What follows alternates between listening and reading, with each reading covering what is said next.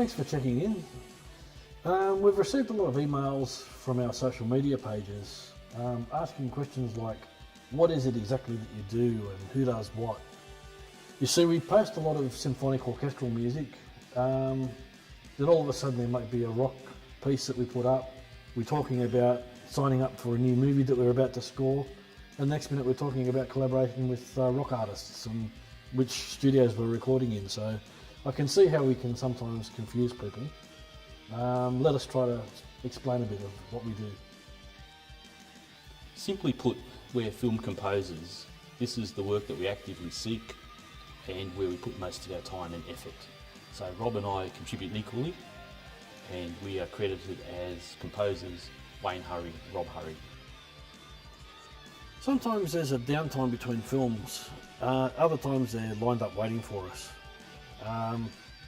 When we do find ourselves with a bit of time on our hands, because the film work is so rigid and disciplined and at times can even be stressful, what we look for in between the films is just a lot of fun. And we're both very passionate about progressive rock music, so in between the films that's exactly what we do. We let our hair down and recharge the batteries and we release progressive rock CDs. We grew up listening to the prog rock greats, Kansas, Yes, Rush, Alan Parsons, the list goes on and on. So we love creating film scores, but there's a whole other side to us too.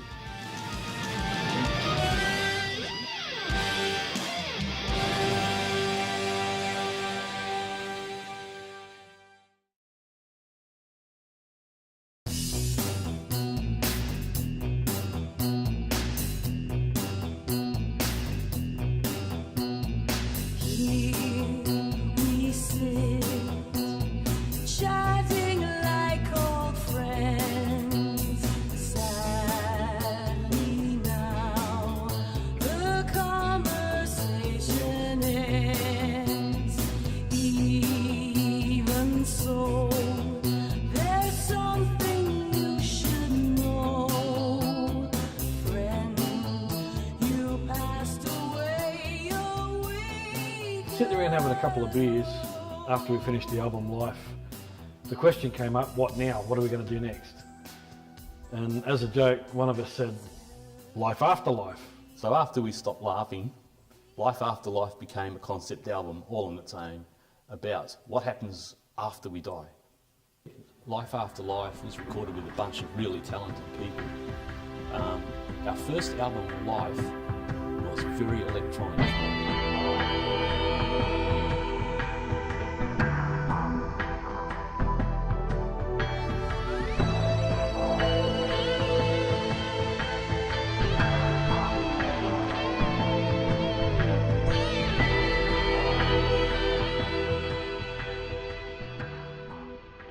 When our record label, Museo, released it, we were a little bit surprised because it was very electronic, very synthesised, only little touches of guitar.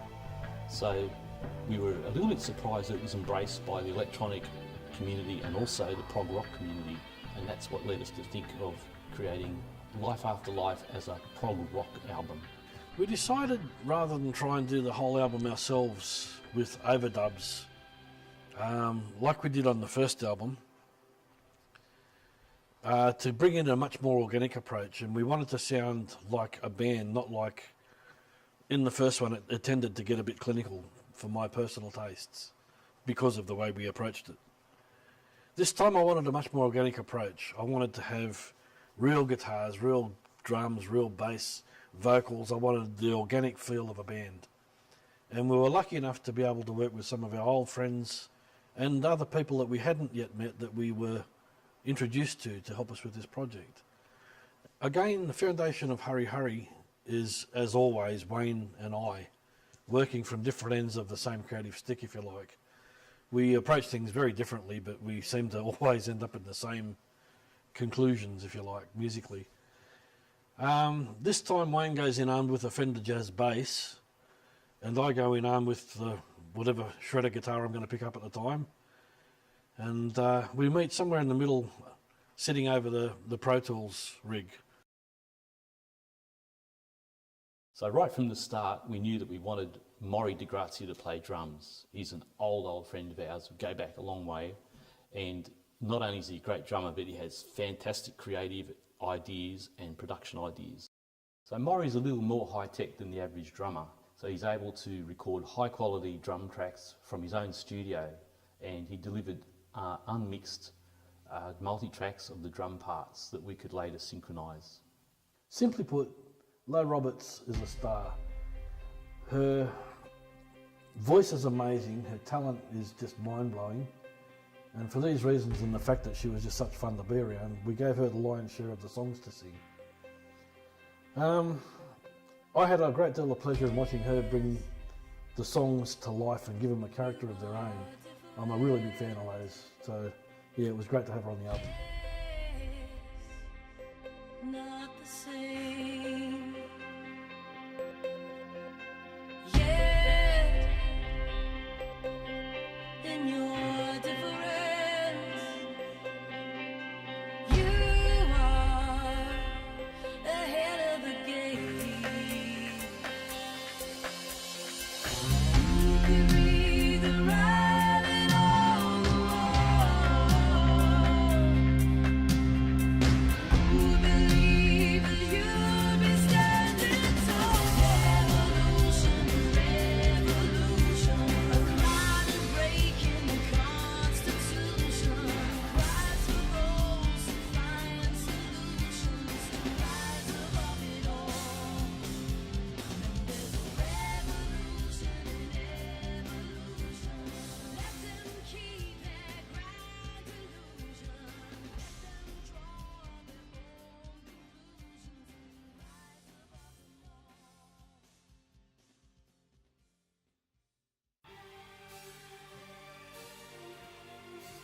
With the song Nothing, we knew we needed a sultry, smoky, sort of a Black Velvet type voice. As soon as we heard her sing live, we knew that Kate Oakley was the lady that we needed to perform. To a darkened room, a white light cut the gloom and filled it from within until it pulled me in. The tunnel opened there. I heard her through the air until I reached the end and felt the peace descend. It's true. It's so clear. It's true. I'm standing here, and so it would appear. There's nothing. There's nothing. The other thing that struck me working with Kate is she's just such a delight to be around, such a lovely person. So again, we were very lucky with who we got. A few of the tracks needed a male vocal, and we were really pleased when Mick Fernandez agreed to come on board with us. Once again, we had a lot of fun working with Mick. He's a great bloke, but the thing that struck me was these songs required a sense of theatre, and he had to jump into character quite a bit for this to pull this off, and he did it seamlessly from song to song. He's just such a seasoned professional. It's nice to work with this calibre of person.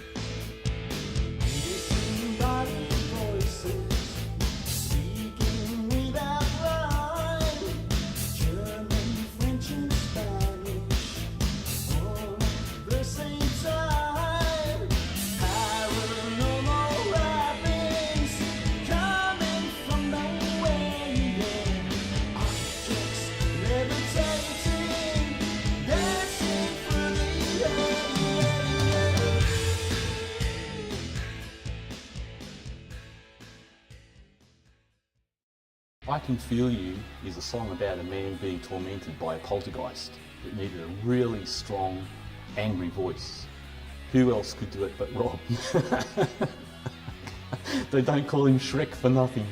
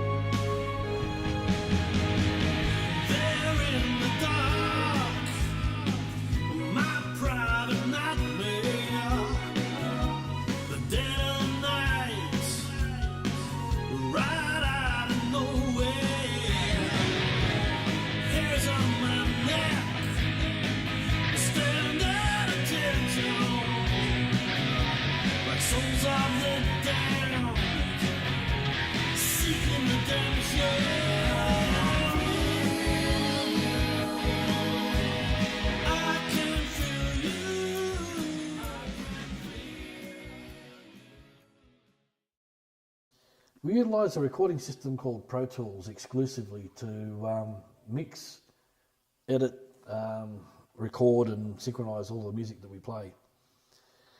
The power of Pro Tools and the automated mixes and things like this that it gives us just can't be overstated.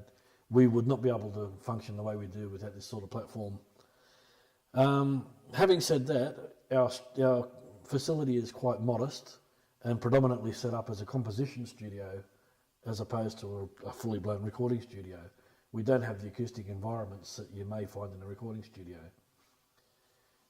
This means that although we did things like bass, guitar, orchestral mock-ups from our own place, we had to go outside to do things that required a microphone, such as drums or vocals. And we found some great little facilities outside of there to do this. We recorded the vocals, however, at Big Fish Studio, a local recording studio run by a lovely guy by the name of Jesse Fisher. Jesse's great fun, and the vocal tracks were delivered in a stress-free, happy and fun environment. So Life After Life is finally finished. We were able to make it with some amazing people, and now we have to go into the hard slog of post-production and mix down. As is nearly always the case, just as we're ready to mix the album, we've been awarded 3 movies to score. Now, far be it from me to complain about that, but the fact is this is the core business that we do. So the album has been put on a back burner until we get these movies up and done and dusted, and when we get another couple of minutes spare, we'll come back to the album. For the people that have been involved in the album, I'd like to apologise for the delay. It's killing us as well. The anticipation is killing us. We'd just like to get it out and done.